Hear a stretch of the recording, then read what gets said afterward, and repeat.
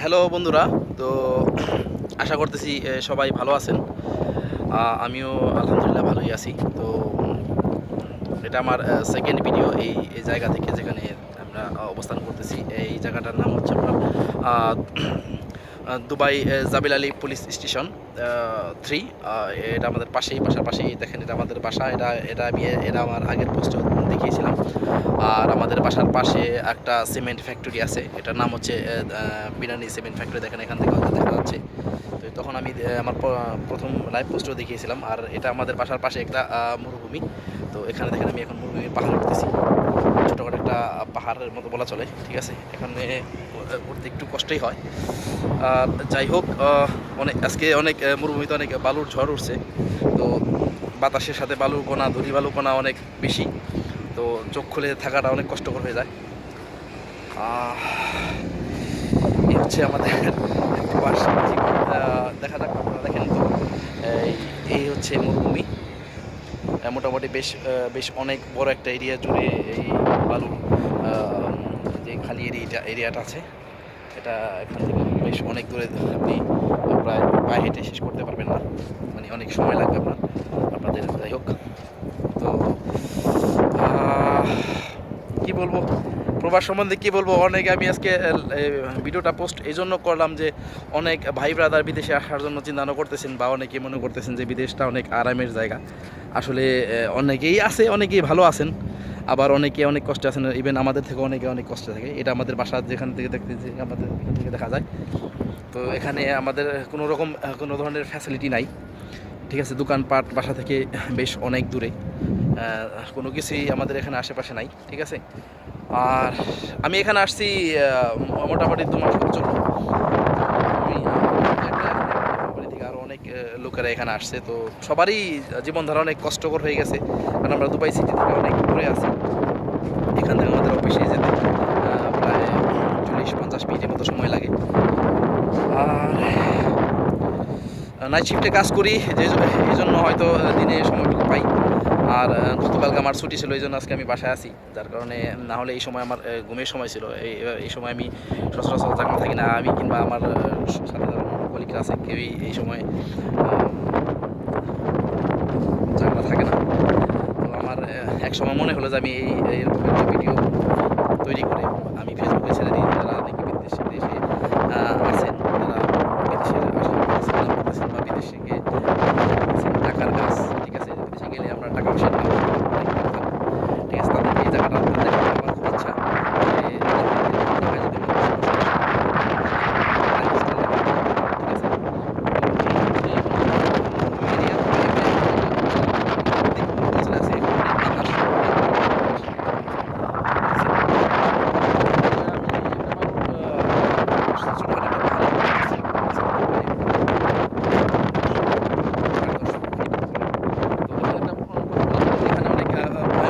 সাপ থাকতে পারে।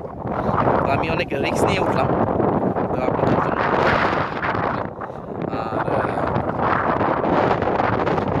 আর অনেক বাতাস আজকে। আর শীতকাল, এখন শীতকাল চলতেছে, যার কারণে তেমন একটা গরম নাই, কিন্তু গরমের দিনে এখানে প্রচণ্ড গরম হয়, যার কারণে এখানে কষ্ট হয়ে যায়।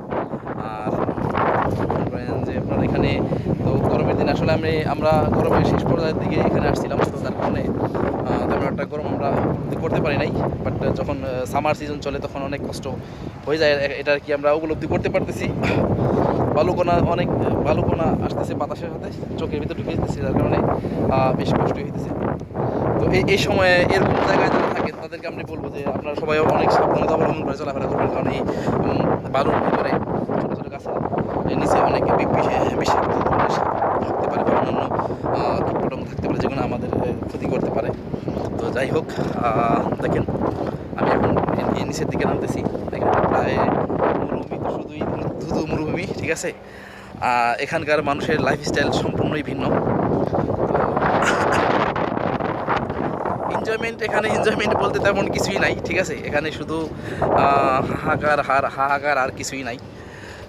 মজার জিনিস হচ্ছে আমরা অনেকেই প্রবাসে থাকি, ঠিক আছে। বিশেষ করে গালফ কান্ট্রিগুলোতে অনেকে আছেন, কুয়েত, কাতার, বাহরাইন, ওমান, এরকম জায়গাতেও আছেন। তো ওই দেশেও এরকম খালি জায়গা পড়ে আছে, এরকম বালুর মরুভূমি অনেক পড়ে আছে, ঠিক আছে। ইভেন এরকম এখন একটু শুকনো শুকনো জায়গা আসলাম ভিডিওটা বানানোর জন্য।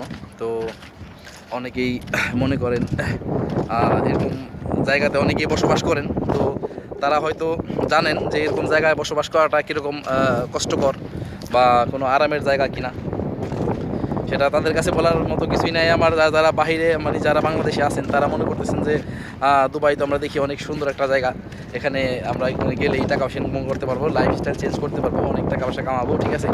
গলায় স্বর্ণের ঠিক আছে, স্বর্ণের ব্রেসলেট লাগিয়ে বাংলাদেশে গিয়ে লাল রঙের একটা পালসার হোন্ডা কিনবো আর এনজয় করবো, ঠিক আছে। আর দেখাবো যে বিদেশ থেকে আমরা টাকা পয়সা কামে আসছে। আসলে দেখেন প্রবাস জীবনটা আসলে মানুষ কীভাবে এখানে বসবাস করে, এই সমস্ত জায়গায় এরকম জায়গায় বসবাস করে। আমাদের পাশে তেমন কিছুই নাই, বাসা তৈরি হয়েছে এখানে। এখানে মোটামুটি আমরা 3-4 হাজার লোক বসবাস করি। এখান থেকে আমাদের দোকানপাট বা অন্যান্য কিছু সব কিছু অনেক দূরে যেতে হয়, ঠিক আছে। আমরা সাপ্তাহিক ছুটি ছাড়া আমরা কোথাও যেতে পারি না, সেরকম আমাদের সময় হয়ে ওঠে না। আর সাপ্তাহিক ছুটির দিন অনেক সময় শরীর ক্লান্ত থাকলে আমরা দূরে কোনো পথে যেতে পারি না।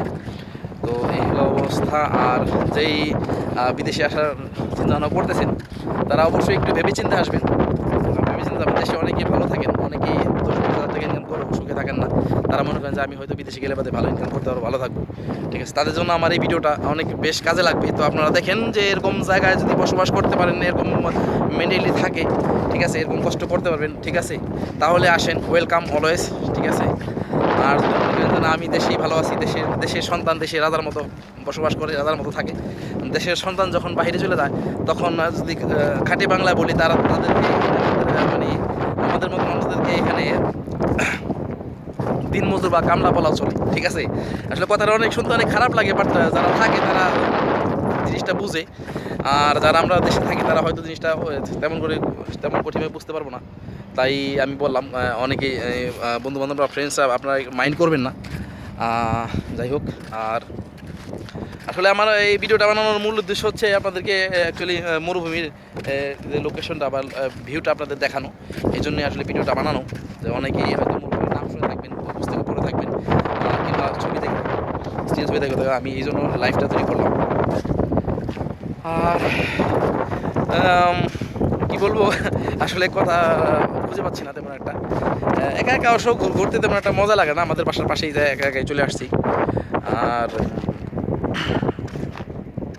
আমাদের দেশ থেকে অনেক অন্যান্য প্রবাসী ভাই বোনেরা যারা আছে, অনেক ভাইরা আছে যে আপনার ইউরোপ, আমেরিকা অথবা আরব গালফে বসবাস করতেছেন। সবার জন্য আমার দোয়া ও সালাম রইল। আপনারা আশা করি সবাই আপনারা ভালো থাকবেন, ভালো থাকবেন, দোয়া করি সেরকম।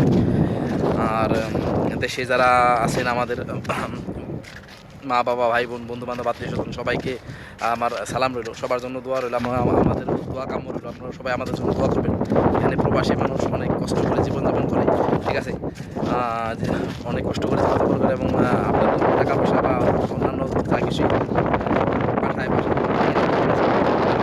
কষ্ট করে নিজের লাইফটাকে এখানে স্ট্রাগল করে, এবং লাইফস্টাইলটাকে চেঞ্জ করার জন্য সবাইকে সুখে রাখার জন্য কীরকম কষ্ট করে এটা আসলে কেউ প্রকাশ করে না, ঠিক আছে।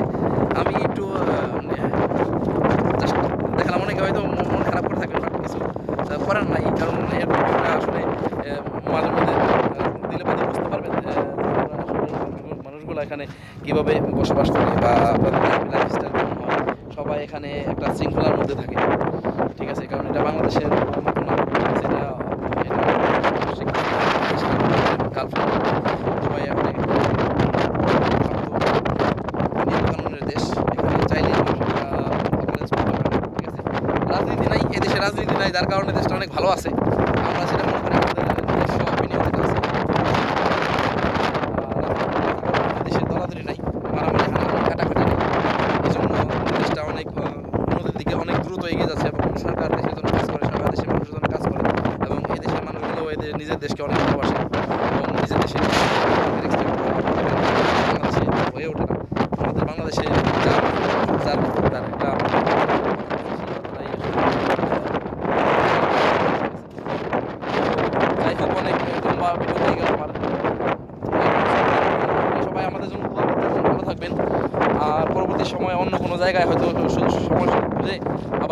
কোনো জায়গায়